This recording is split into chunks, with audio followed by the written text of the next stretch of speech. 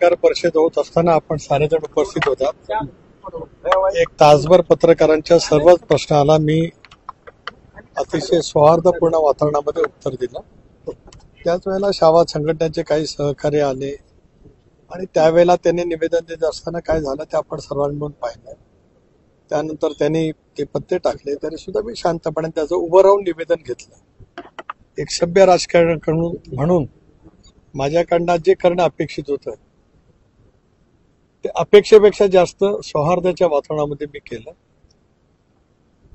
उठताना निवेदन स्वीकारल्याच्या नंतर धन्यवाद म्हणून सुद्धा मी गेलो. तदनंतर मग मी खाली गेलो. पुन्हा लातूर शहरांतील बुद्धिवंत आणि वेगवेगळ्या क्षेत्रातील नामवंत यांच्याशी इंटरॅक्शन ठेवण्याचा कार्यक्रम होता. तो सुद्धा जवळपास मी 1.5 तास केला. त्यांनी कृषी क्षेत्रांतील, शिक्षण क्षेत्रांतील, वैद्यकीय क्षेत्रांतील, वकिलांचे, डॉक्टरांचे वेगवेगळे प्रश्न होते. त्यालाही सविस्तरपणाने मी उत्तर दिले.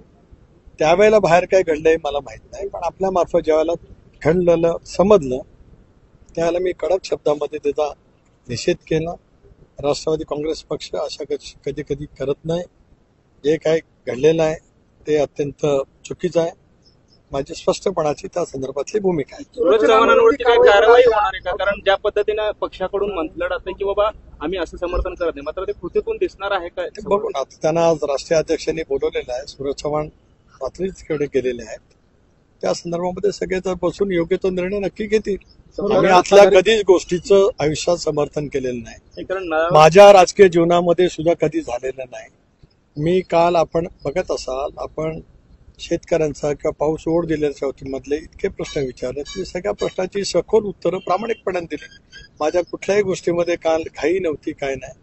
जे काही लोकशाहीमध्ये चौथा स्तंभ म्हणून किंवा लोकशाहीमध्ये प्रत्येक नागरिकाचा जो मूलभूत अधिकार आहे आणि त्या अधिकारच्यासाठी ज्यांच्याजवळ त्यांना बोलायचं आहे त्यांनी शांतपणाने ते स्वीकारलं पाहिजे.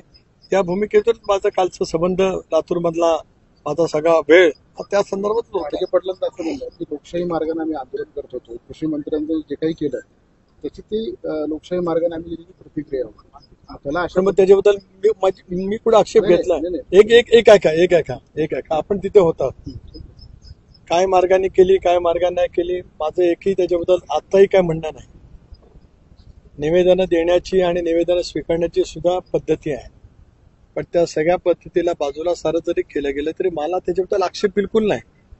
एवढं सगळं त्या मोठ्या आवाजात बोलत होते, सगळं काय बोलतो मी शांतपणे ऐकलं. पत्ते टाकले तुम्ही होतात की तुमच्याकडे रेकॉर्डिंग असेल, तुम्हाला दाखवायचं असेल दाखवा, नाही दाखवलं तरी माझी हरकत नाही. ऐकून घ्या ना प्लीज. अजिबात नाही. त्यानंतर परत उठून निवेदन घेतलं. मी बसून पण घेऊ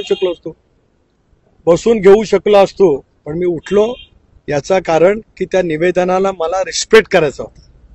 एक लक्षात घ्या, मी 25 वर्ष आमदार राहिलो आणि 10 वर्ष आता लोकसभेचा खासदार आहे, राज्यसभेचा नाही, लोकसभेचा निर्वाचित झाला आणि त्याच्या प्रदेशचा अध्यक्ष आहे. त्याच्यामुळे मी रिस्पेक्ट केला. निवेदन तेवढं पत्ते टाकल्याच्या नंतर सुद्धा मी उभं राहून स्वीकारलं आणि धन्यवाद मानले. आता याच्यापेक्षा माझ्याकडून काय पाहिजे? जे मी सांगितलं मगापासून 4 वेळा, जे घडले ते चुकीचं आहे, योग्य घडलेलं नाही. राष्ट्रवादी काँग्रेस पक्ष त्याचं कधीही समर्थन करणार नाही. धन्यवाद.